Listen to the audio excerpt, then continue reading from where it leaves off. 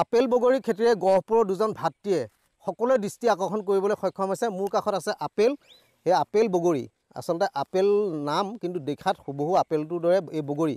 এই মুহূৰ্তত দেখুৱাইছোঁ ভিডিঅ' জেন্সৰ জৰিয়তে মই সুন্দৰকৈ এটা ধুনীয়া কালাৰ ধৰিছে, আপেলৰ কালাৰ ধৰিছে আৰু এই বগৰী তেওঁলোকে থাইলেণ্ড বগৰীৰ লগতে এই আপেল বগৰী খেতি কৰি গহপুৰৰ সকলো নিবনুৱা যুৱকৰ কাৰণে আদৰ্শ হৈ পৰিছে। দুই ভাতৃ আমাৰ কাষত আছে, আমি দেখুৱাম গহপুৰৰ খকনগুৰিত এই দৃশ্য আমি দেখুৱাই আছোঁ। অসম অৰুণাচল সীমান্তৱৰ্তী এই যি অঞ্চল তেওঁলোকে ইতিমধ্যে পাচিত তেওঁলোকে ছিঙি পেলাই ইয়াত ৰাখিবলৈ চেষ্টা কৰিছে। যিহেতু আপেল বগৰী আমি দেখুৱাইছোঁ এয়া বজাৰলৈ নিব। দুই ভাতৃয়ে আত্মসংস্থাপনৰ পথত অগ্ৰসৰ হ'বলৈ সক্ষম হৈছে। দুই ভাতৃ আছে আমাৰ কাষত, আমি কথা পাতিম। প্ৰথমতে আমি আহিছোঁ আন এজন ভাতৃৰ ওচৰলৈ, মই আহিছোঁ অলপ এইখনলৈ আহি কথা পাতিম। এই নামটো কি আছিলে? মোৰ নাম জগন্নাথ ৰামচাৰী। কেতিয়াৰ পৰা বগৰী খেতি কৰা হ'ল? এইটো মোৰ 4 বছৰ হ'ল। 4 বছৰ। কিমান বিঘা? এয়া 7 বিঘা আছে। 7 বিঘা? 7 বিঘা আছে।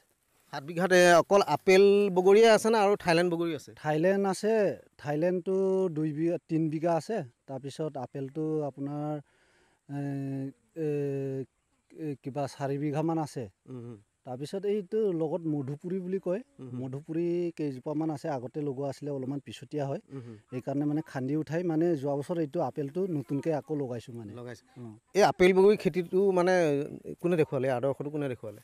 এইটো আমি মানে কিবা মানে ৰৌতাত এজন মানুহে খেতি কৰিছিলে, তাৰ পৰা মানে কলিকাতাৰ পৰা পুলি ছাপ্লাই কৰি দিয়ে। তাৰপৰা এই আপেল বগৰীটো কলিকাতাৰ পৰা অনা হৈছে? কলিকাতাৰ পৰা ইফালে ছাপ্লাই হৈ পিনি পুলিটো তাৰপিছত আমি ইয়াত খেতি কৰিবলৈ আৰম্ভ কৰিলোঁ আৰু গাঁৱতো বহুত মানুহ মই আনি দিলোঁ মানে বিলাবলৈ। ইয়াত এতিয়া কিমান জোপা আছে আপেল বগৰী? ইয়াত আপেল বগৰী আপোনাৰ আপেল বগৰীটো 200 জোপামান আছে নেকি। 200 জোপামান। এতিয়া ইনকাম কিমান হৈছে, আয় কিমান হৈছে? ইনকামটো বছৰত হয় 3 লাখ 4 লাখটো হয়। হয়, ধুনীয়াকৈ চলিবলৈ হৈ যায়? চলিবলৈ হৈ যায়। এই টোটেল বিঘা আৰু আগলৈ বাঢ়িবনে ইমানেই?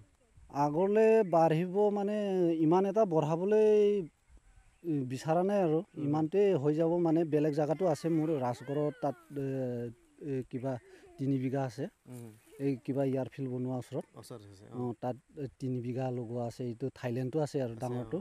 তাৰপিছত আপেলটো লগাইছিলোঁ মানে আপডাল কৰিব নোৱাৰিলোঁ তাত মানে। ইয়াত এতিয়া আপেল বগৰী যিটো খেতি, আপেল খেতিটো কৰিব যাওঁতে মানে বগৰী খেতিটো কৰিব যাওঁতে কিমান যত্ন ল'বলগীয়া হৈছে? যত্নটো বহুত ল'ব লাগে, যিমান পৰিশ্ৰম কৰে আপুনি, যিমান যত্ন লয় মানে সিমান ভাল প্ৰডাকশ্যন দিয়ে মানে। মই এইবছৰ অলপমান পৰিশ্ৰম কৰাটো অলপমান কম হ'ল মানে, ইমান এটা আপডাল ল'ব নোৱাৰিলোঁ। মানে কেজি কিমান হয়? কেজি এইটো আমি কিবা 120 টকাকৈ বেচোঁ, পোৱাত 30 টকাকৈ বেচোঁ। এনে পাইকাৰী হিচাপত দিলে মানে আমি 80 টকাকৈ এনেকুৱা পাইকাৰী ৰেটত দিওঁ আৰু দিয়া হয়। এটা ভাল দাম পোৱা যায়। ভাল দাম পোৱা যায়। আনজন ভাতৃ আছে, মই তেখেতৰ ওচৰলৈ আহিম, অলপ ওচৰলৈ আহিব। আপোনাৰ নামটো কি আছিলে? হয়, নমস্কাৰ, মোৰ নাম ৰাজেন ৰামচিয়াৰী। ৰাজেন ৰামচিয়াৰী। হয়। এই খেতিটো কৰি কেনেকুৱা লাগিছে? খেতিটো কৰি বাৰু ভালেই লাগিছে বাৰু, ইমান বেয়া নহয় বাৰু, ভালেই লাগিছে খেতিখন কৰি। আৰু খেতিৰ পৰা আমি স্বাৱলম্বিতাও হৈছোঁ আপেল বগৰীৰ পৰা। তাৰ লগতে থাইলেণ্ড বগৰীও আছে, থাইলেণ্ড বগৰীৰ লগতো স্বাৱলম্বিতা হৈছোঁ। কিন্তু ইয়াত মেৰামতি অলপ বেছিকৈ দিব লগা হয়। কিন্তু আমি এতিয়া কষ্টটো কৰিব নোৱাৰা দুখত মানে আমাৰ অলপমান গাঁঠিলতি এটা লাগিছে। চৰকাৰীভাৱে কিবা সা সুবিধা পোৱা হৈছে? নিজৰ চৰকাৰৰ ফালৰ পৰা আমি একো সা সুবিধা পোৱা নাই। আমি নিজাববীয়াকৈ নিজৰ পকেটৰ ধন খৰচ কৰি আমি লাগিছোঁ। মানে যদি চৰকাৰৰ ফালৰ পৰা কিবা যদি নিবনুৱা ভাত্তা বা কৃষি কাৰ্যৰ কাৰণে যি আজিকালি সুবিধা আছে পোৱাহেঁতেন আৰু অধিক কৰিব পৰা গ'ল। হয়, তেনেকুৱা পোৱা হ'লে আৰু হেৰি হ'ব পাৰিলোঁহেঁতেন। এতিয়া ধৰি লওক চৰকাৰ ফালৰ পৰাতো আমাৰ ফালে এইফালে চকু দৃষ্টিয়ে নপৰেহি। কৃষি বিভাগৰ মানুহ নাহে। নিশ্চয় কৃষি বিভাগৰ মানুহে বহুত অভিলাষী আঁচনিৰ কথা কয়। মই আপেল বগৰীটো পুনৰ দেখুৱাব খুজিম।